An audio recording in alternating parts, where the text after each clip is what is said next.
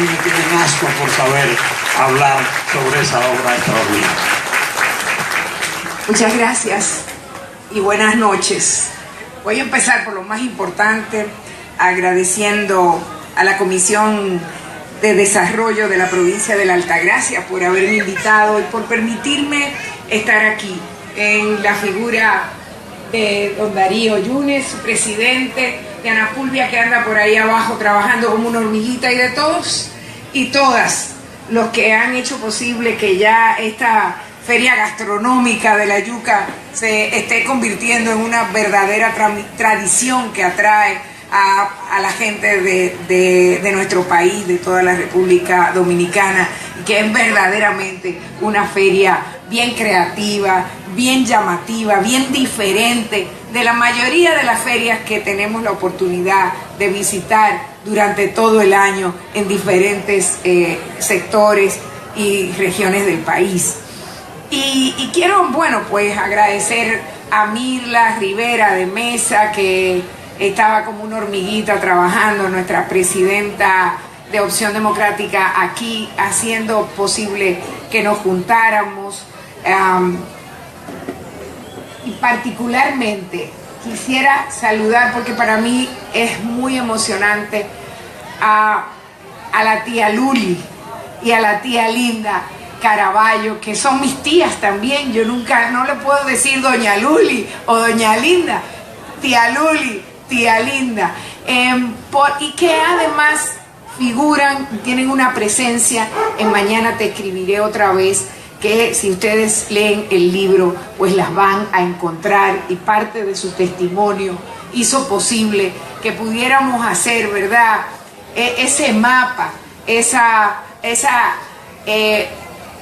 ese hilo conductor al seguir la relación de amor y de compromiso de mis padres, que ellas solidariamente también acompañaron a partir de su amistad con mi tía María Teresa Mirabal. Bueno, a todos y a todas ustedes, caras conocidas, a Yonina, que veo por ahí, y gracias por permitirme compartir esta noche y hacer posible que este libro, que también habla de ese viaje a Higüey en una fecha parecida, cercana a esta, se esté pues poniendo en circulación aquí. Y al doctor Manuel Nolasco por sus hermosas y profundas palabras de presentación de un libro que, como ustedes saben, recoge pedazos de nuestra historia, y el contexto de esas cartas del noviazgo y de la cárcel que les presentamos es precisamente ese, el de la cárcel, la tortura, el exilio, el asesinato político de la más cruel de las dictaduras que azotó nuestro continente latinoamericano en la primera mitad y parte de la segunda mitad del siglo XX pasado. Y esa es una dictadura que lamentablemente sigue vigente en nuestro país todavía, y muchos de sus representantes siguen estando presentes en la vida pública dominicana aún hoy, más casi 60 años después de que el tirano fuera ajusticiado. Muchas vidas abonaron con su sangre la tierra de este país en el mundo tras la herida mortal de la tortura y del asesinato. Las de las hermanas Mirabal, Minerva, Patria, María Teresa, fueron quizás el cenit, el punto más alto de la crueldad y el escarnio de esa tiranía, y se han convertido de esa manera en la bandera literaria libertaria, que en pocos meses se enarboló y dio aliento a un pueblo que se sintió aliviado con el ajusticiamiento del tirano. En noviembre de 1963, tan solo 3 años más tarde, mi padre, Manolo Tavares Justo, y un grupo de sus compañeros se alzó en armas en las escarpadas montañas de Quisqueya contra el gobierno de facto que había derrocado el ensayo democrático encabezado por Juan Bosch y en defensa de la institucionalidad democrática, por lo que fueron apresados y fusilados. Amigas y amigos, Minerva Mirabal y Manolo Tavares Justo, autores de la correspondencia que con el título de Mañana te escribiré otra vez, ponemos a circular esta tarde aquí en Higüey, fueron asesinados por agentes del Estado, algunos de los cuales siguen todavía presentes en nuestra vida pública. La justicia no nos dejó el alivio que sanara nuestras heridas, que nos permitiera crecer como país, como comunidad política, como nación de un mundo muy complejo.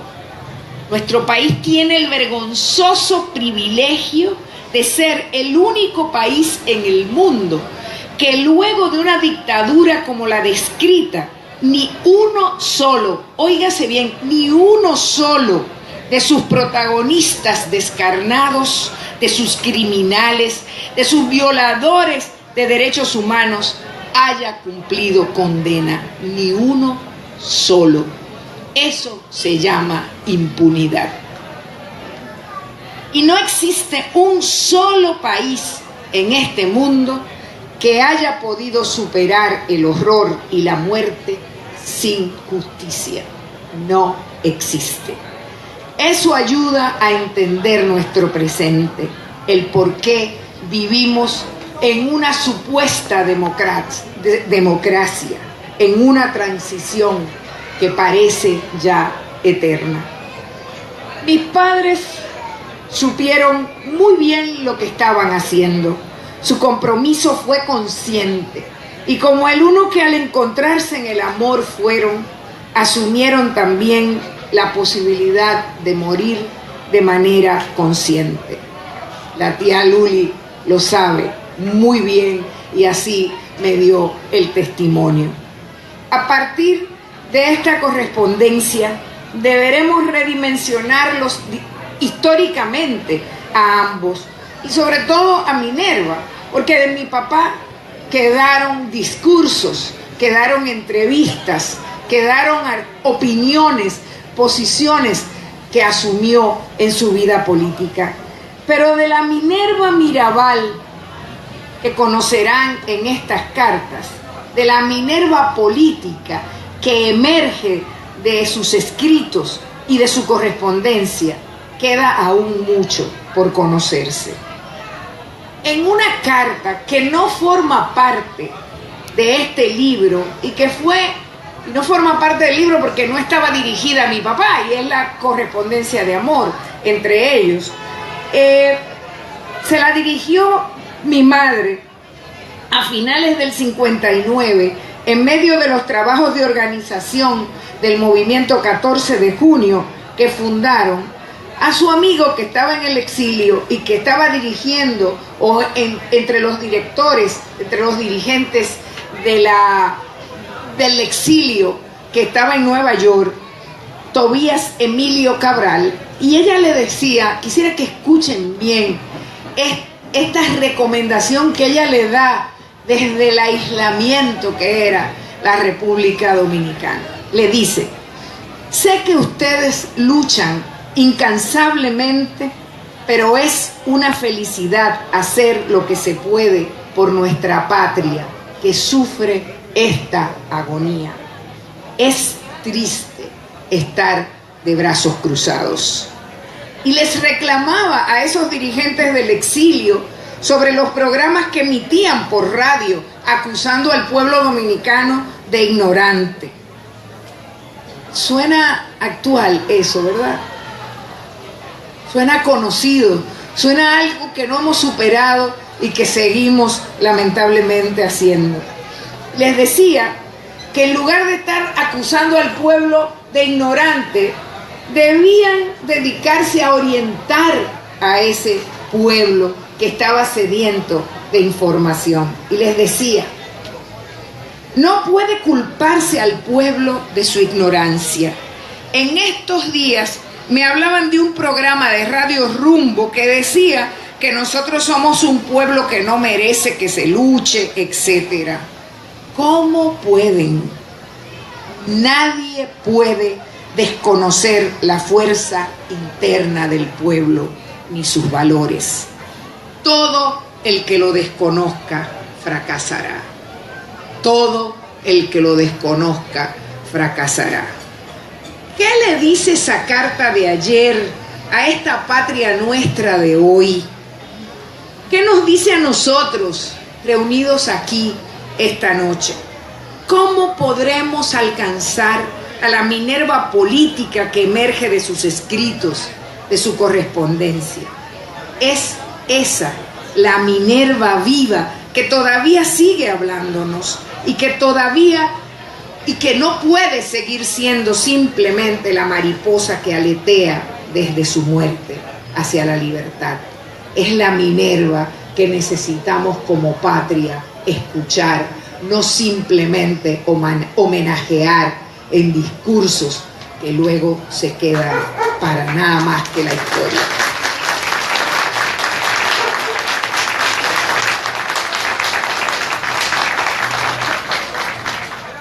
Aunque parezca difícil de creer, a pesar de las ausencias físicas de mi papá, de mi mamá y de mis tías, puedo decir con alegría que nosotros, sus hijos e hijas, crecimos cobijados no solo por el legado intangible que hoy es patrimonio del pueblo dominicano, sino por un universo memorial en donde ellos se mantuvieron siempre para nosotros muy vivos, muy palpables.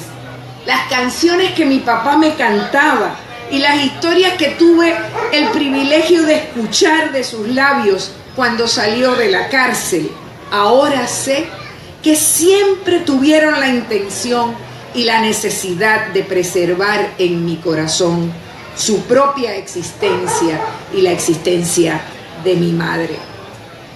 Gracias a su delicada sensibilidad y a su militante solidaridad, Mañana te escribiré otra vez se inicia con un prólogo de la presidenta de Chile, Michelle Bachelet, de quien repetimos con mucha frecuencia aquella frase de que si una mujer entra en la política, cambia la mujer, pero que si entran muchas mujeres a la política, lo que cambia es la política. Y ese mensaje lo cito porque contiene una esperanza que debe servirnos de orientación a la hora de pasar balances, y esa hora ha llegado para la República Dominicana, a la hora de hacer una obligada revisión de nuestras luchas, de los objetivos logrados y sobre todo de lo que nos queda de utopía pendiente. Y sí, dije utopía, porque utopía es la que nos permite mirar hasta el final, sin límites, ese futuro mejor que la humanidad toda merece. Muchos de ustedes saben de mi compromiso político militante, la permanente reivindicación de la acción política que he hecho desde que me acuerdo. Por información y por acción, lo mío es la palabra. Así que además de compartir con ustedes parte de ese legado de mis padres y de mis tías que nos inspiran, o de hablar de la lucha contra la violencia para la que su ejemplo nos sirve de bandera en todo el mundo, entiendo que no basta con cantarnos algunas verdades, sino asumimos también el reto de parir las esperanzas y de romper con el miedo que con ellos y en aquella época no les resultó a los mismos de siempre.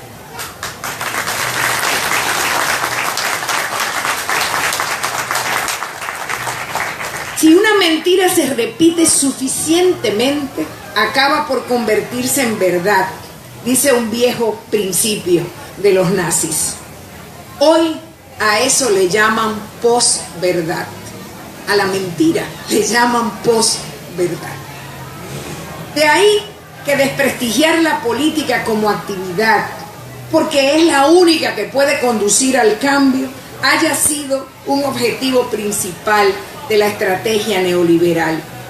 No estoy diciendo, entiéndanme, que los partidos, que muchos políticos sean santos o que estén cumpliendo cabalmente con sus obligaciones, pero es innegable que para quienes hemos abrazado la causa de la lucha por la justicia, la tarea con esas campañas se nos hace mucho más difícil. ¿Quién no ha escuchado que todos los políticos son ladrones?